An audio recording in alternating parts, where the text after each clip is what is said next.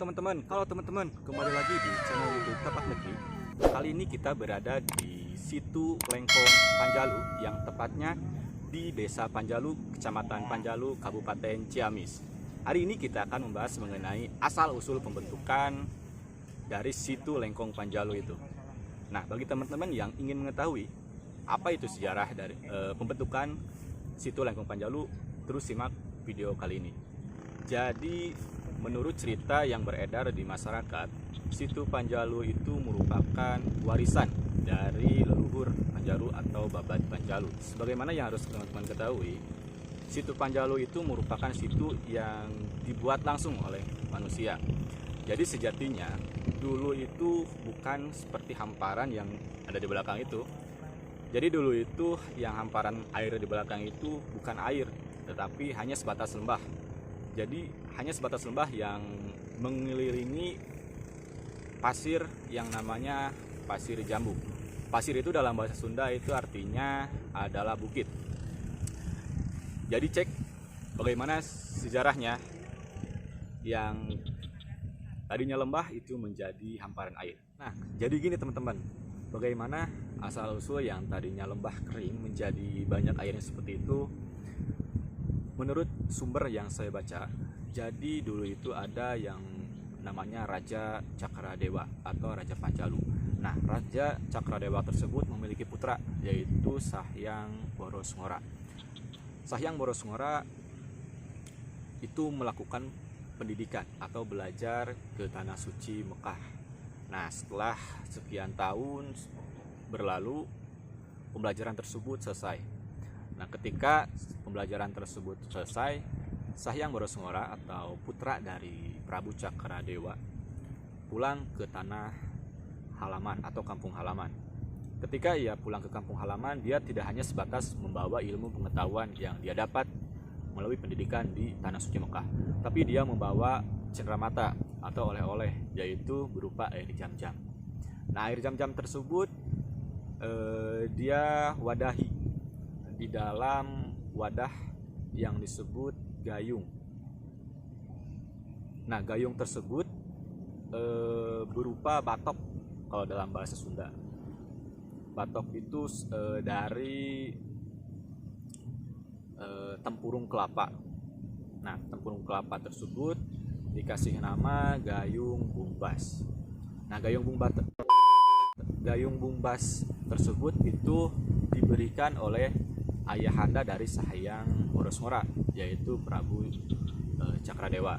Prabu Cakradewa atau Raja Panjalu sembari memberikan gayung bumbas tersebut, dia juga memberikan perintah kepada Sahyang Borosngora untuk melakoni pendidikan buat atau sebagai bekal dirinya untuk melanjutkan tahta dari kerajaan Panjalu. Nah, jadi sebetulnya sebelum Sahyang Borosngora itu mendapatkan perintah dari ayahanda atau Raja Panjalu itu, Sahyang Borosngora itu pernah berkelana mencari atau belajar ilmu. Nah, tetapi di saat ilmu tersebut diuji oleh ayahandanya atau Raja Panjalu, ilmu tersebut belum mencukupi bagi Sahyang Borosngora untuk memimpin suatu kerajaan.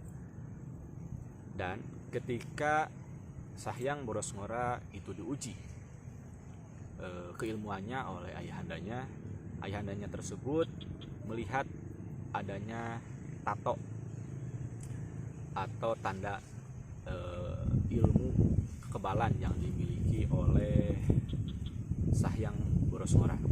Nah, hal tersebut itu bertentangan dengan keyakinan dari Raja Panjalu tersebut. Nah, sebagai hukuman yang diterima oleh Sahyang Borosngora itu adalah untuk belajar yang tadi ke Tanah Suci sebagai tahapan dia mempelajari ilmu kesucian batin dan lain halnya. Itu. Nah, singkat cerita, Sahyang Borosngora yang tadi selesai melakukan pendidikan di Tanah Suci Mekah dengan bekal membawa gayung bumbas tadi yang bawahnya bolong, yang ketika dalam pemikiran secara logis, ketika batok tersebut atau gayung tersebut kita isi air, dikarenakan tadi bawahnya bolong itu pasti tidak akan terisi penuh dan pasti akan terbuang lagi. Dengan keilmuan yang sudah dimiliki oleh Sahyang Boros Ngora ketika dia selesai mengemban pendidikan di Tanah Suci, air tersebut penuh di dalam gayung kumbas itu. Dan pada akhirnya Sahyang Boros Ngora berhasil membawa cenderamata atau oleh-oleh berupa air jam-jam di dalam wadah gayung kumbas tersebut. Nah, ketika sudah sampai di kampung halamannya, air jam-jam yang dibawa di dalam wadah atau gayung kumbas tersebut ditumpahkanlah oleh Sahyang Boros Ngora di lembah kisaran pasir jambu tadi. Nah, jadi gitu teman-teman, asal usulnya bagaimana yang tadinya lembah kering menjadi banyak airnya, yaitu tadi ketika Sahyang Boros Ngora menumpahkan air jam-jam tersebut dengan keilmuan yang dia miliki, jadilah situ Panjalu. Nah, Bukit Jambu yang ada di belakang itu merupakan bukit larangan yang diyakini oleh para masyarakat di sini. Kenapa seperti itu? Karena di dalamnya atau di daerah tersebut itu ada makam, seperti hanya makam Raja Cakradewa atau Raja Panjalu yang disemayamkan di sana gitu kan. Jadi sekarang itu, pada zaman sekarang, banyak para ziarah yang terus berdatangan. Menurut cerita rakyat yang beredar di masyarakat juga, itu terdapat mitos ya teman-teman. Jadi mitosnya itu adalah salah satunya berupa pantrangan. Karena tadi di bukit larangan tersebut atau biasanya disebut dengan Nusa Larangan itu terdapat banyak sekali kelelawar yang berterbangan dengan ukuran yang sangat besar gitu. Nah, pantrangan yang sering beredar di masyarakat itu kita jangan menyebutkan.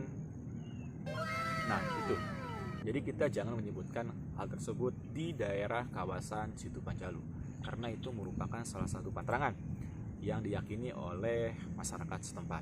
Di zaman sekarang atau di tahun sekarang, Situ Panjalu bukan hanya sebatas tempat kita berziarah, tetapi situ yang tadinya lahir dari lembah kering sekarang itu bisa dijadikan sebagai mata pencaharian masyarakat setempat.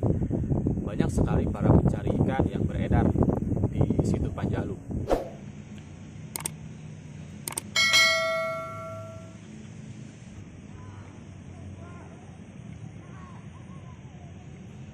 Di Situ Panjalu juga banyak sekali para pelaku usahawan atau wira swasta yang berdagangan di daerah ramai penduduk atau di daerah gerbang masuk ke tempat Situ Panjalu.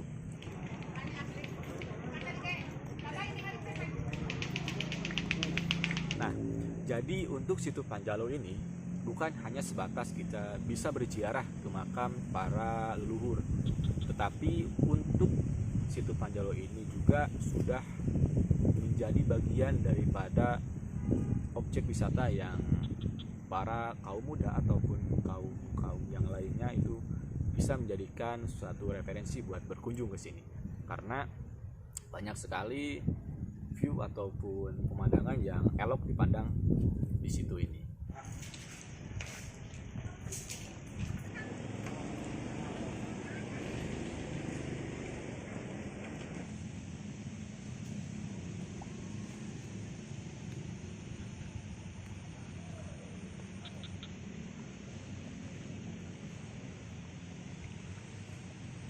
Gitu teman-teman, jadi mungkin itu saja pembahasan mengenai asal usul Situ Panjalu.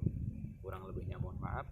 Terus pantengi channel YouTube Tapak Negeri untuk mendapatkan informasi-informasi lain dan keseruan-keseruan lainnya. See you next video, bye bye.